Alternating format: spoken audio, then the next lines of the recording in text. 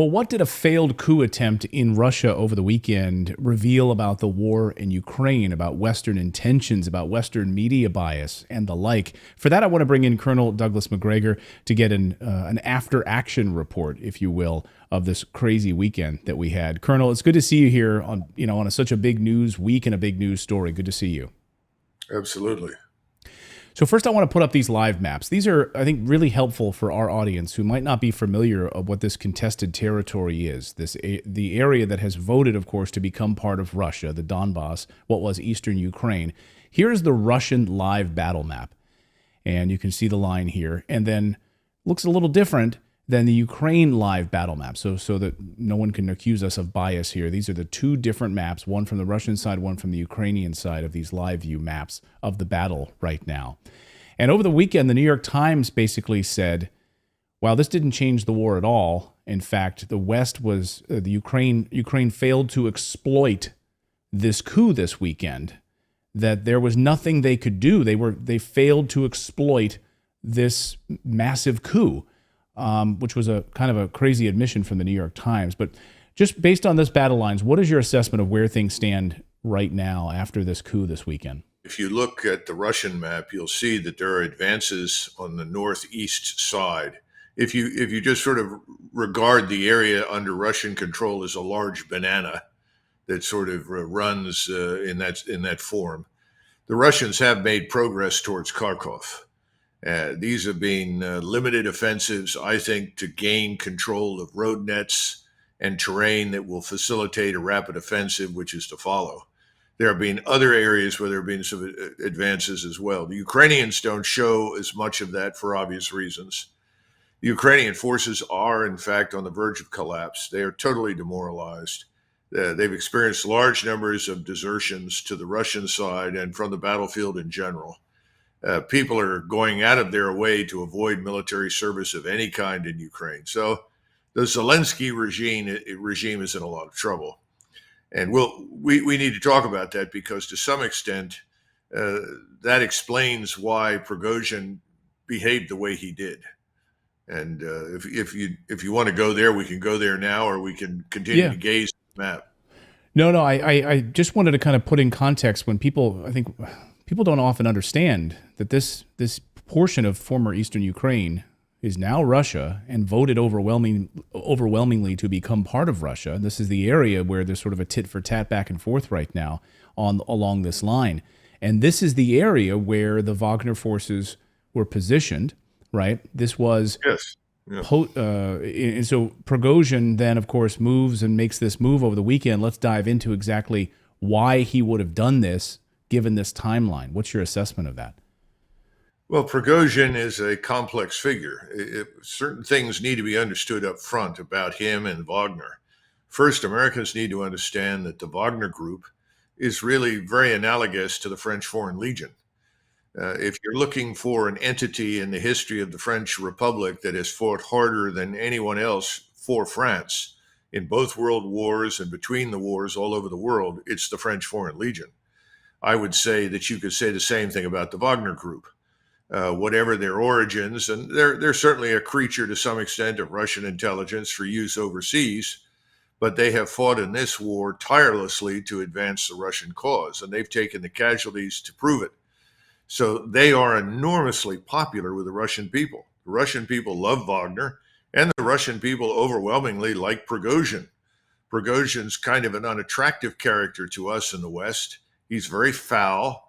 He makes outrageous statements. He exaggerates, and he has exaggerated his own importance on more than one occasion. He is not a professional soldier, but he is seen as a voice that the Russian people strongly support because of his ferocious determination to fight and win this war. And I think it has to be understood that the Russian people, large numbers of people in the Russian military establishment, are very frustrated with Putin's exercise of considerable restraint. We in the West don't seem to understand that Putin has moved very cautiously and deliberately throughout this war. He doesn't want to provoke NATO intervention. He wants to avoid a war with the United States. And as a result, each of the gains that the Russians have made have been quite limited and incremental. And people are fed up with it. You've got a number of senior officers in the Russian military who don't like it. So when you look at the problems that Prigozhin has had with the Russian high command, he's been angry because he said he didn't get enough ammunition, angry because he didn't think his soldiers were being adequately supported.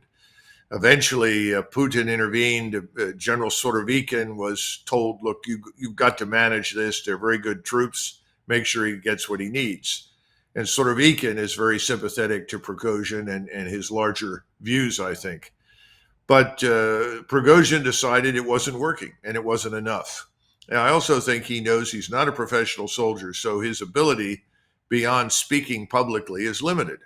And I think he decided, I've got to get President Putin's attention. He needs to understand that the senior ranks need to be shaken up, that we need people with fire in the belly who want to go forward and crush the Ukrainians and be done with it. And so I think he went down to Rostov, where, of course, there was no fighting. If you look at the shots that were made of his discussion in the garden with the deputy chief of staff of the Russian general staff, they were very amicable. And I think these few troops that he sent towards Moscow were not headed there to displace Putin at all. They were there to try and get his attention, deliver the message that we want to fight, we want to end this war, and we want better leadership from the military, not from President Putin. Well, this whole thing got out of control. It looked like something it wasn't. The West celebrated, thinking, oh, finally, somebody's standing up to the evil Putin. It's a lot of nonsense. They're all very supportive of President Putin. And when it became clear what had happened, Lukashenko, who has known Prigozhin for at least 20 years, talked to President Putin, who also knows Prigozhin. He understands what we've discussed. President Putin was furious. He mobilized 30,000 troops in Moscow. He was ready to go down and crush all of this. When the Russian troops that had gone up there from Wagner, or the Wagner Foreign Legion, if you will, put its arms down immediately because they didn't want to kill Russians. The Russians don't want to kill them. So it all kind of fizzled quickly, as most of us thought that it would. But this is not somebody that you simply stand up against the wall and shoot. This is someone who is popular in Russia. He expresses a point of view that's not necessarily anti-Putin at all, but is very definitely sympathetic to the larger cause of let's end this war and get rid of these fascists that are sitting in Kiev. And so you're not going to shoot him. Lukashenko says, look, let me bring him up to Belarus. I'll keep him under wraps till this thing is over. And I think that's effectively what's happened. Everybody has effectively been pardoned. Nobody's going back to prison. Nobody's going to be executed at this stage. Now, I do think that the Wagner group will see some of its forces broken up, not disbanded, but in smaller bites. 5,000, 4,000 troops moved into other areas in the future. And remember that this insistence by Prigozhin that they had been attacked by Russian forces was entirely nonsense. It was totally wrong. It never happened. That was his pretext to get people to react the way they did. So it's all over. But I do think that President Putin got the message. And I would look for some shakeups in the near future in the Russian high command. And I would be very surprised if we do not see an offensive begin soon. Because frankly, there's nothing out there to stand up to the Russian offensive. And remember, the Russians have never, ever unleashed the full might of their force. Right. This has been a limited war from the beginning because Putin wants to live with Ukrainians after this is over. He's not interested in killing large numbers of people. What he wants is neutrality for whatever remains of Ukraine. That's his goal. That's his overriding interest. So I think we're going to see some things change. I don't know what they'll be. I don't know who will go, who will stay. It won't happen all at once, but something will change up there. And then we'll see this offensive. And, just imagine you're a Russian soldier in one of these defensive positions. You've trained to fight. You've trained to attack. And you're saying, look, this is ridiculous. Look what we've done to these people. We've slaughtered them. Let's get this over with. I don't want to be here in another year.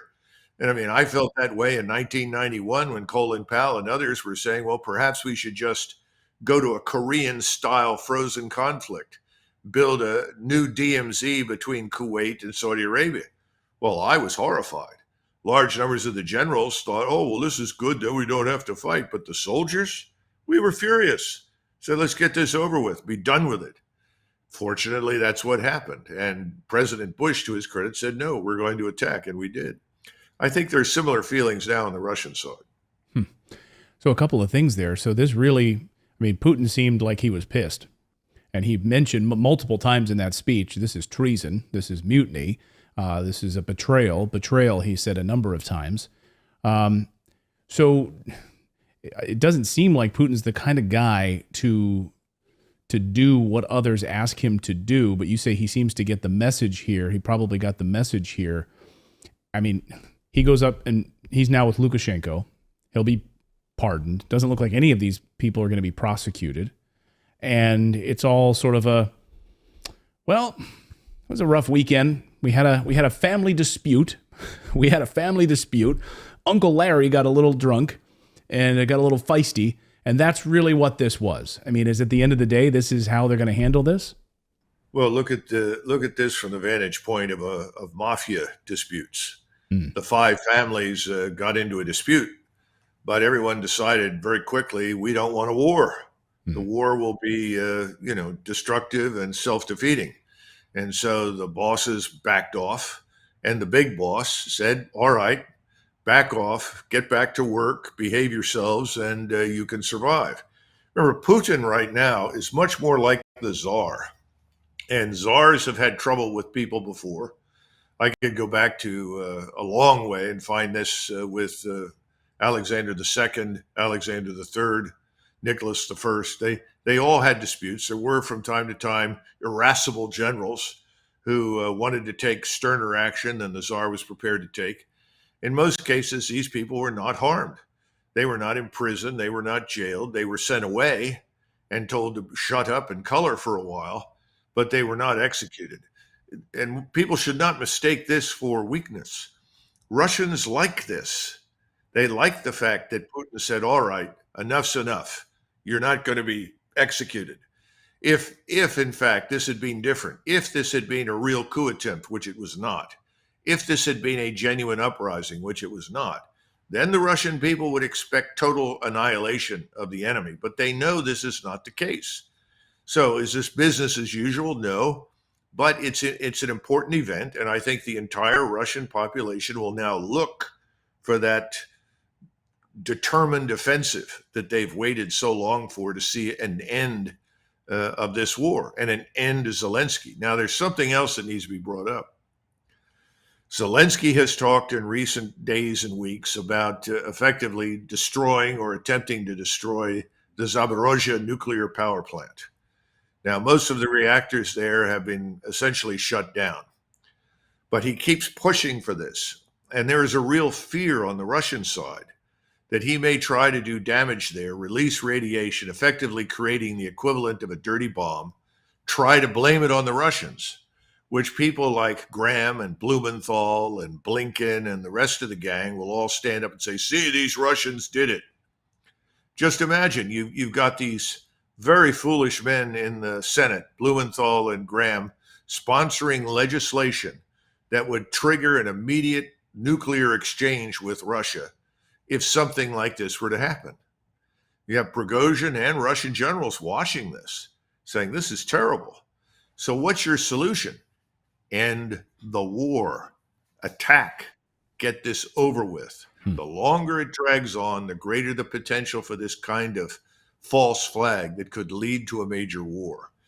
I think that too is in the back of his mind and in the backs of the minds of many senior Russian officers. And so at the end of the day, when you look at this map, you look at this weekend's activities, and the New York Times admitting that they didn't exploit any kind of opening, a weakness on the side of the Russians. In fact, Russians fired over 50 missiles at multiple targets this weekend and weakening other positions. So it didn't appear that there was any weakness to exploit.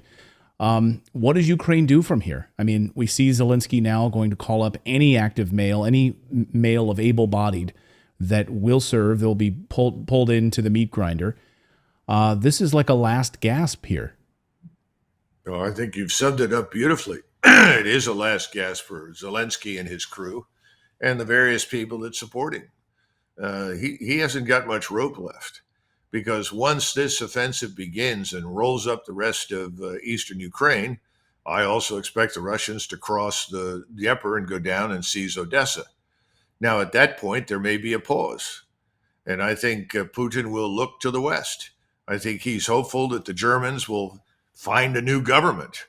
Right now, I think Scholz's position in the polls is below 30% approval. Under normal circumstances, I think they'd have already had a no confidence vote. I think he hopes that that will happen. I don't know what the situation is in France, but every time I talk to my friends there, they talk about Macron as though he's about as popular as the plague. And then finally, you have London. And the most important feature of London is this false news and false narrative that continues to be disseminated in Great Britain, particularly in England, to turn people against Russia.